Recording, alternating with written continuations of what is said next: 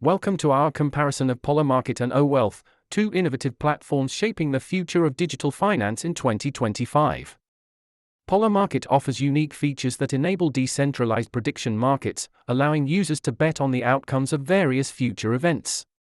In contrast, OWealth provides a comprehensive wealth management solution, focusing on user experience and accessibility for everyone. When it comes to user experience, both platforms have their strengths. Let's explore how they stack up against each other. Both platforms adopt different strategies for forecasting market trends, providing users with unique insights into future events.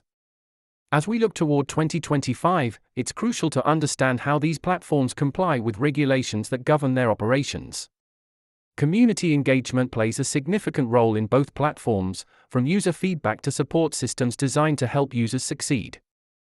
Understanding the fees associated with each platform is essential. Let's break down which offers the best value for your investment.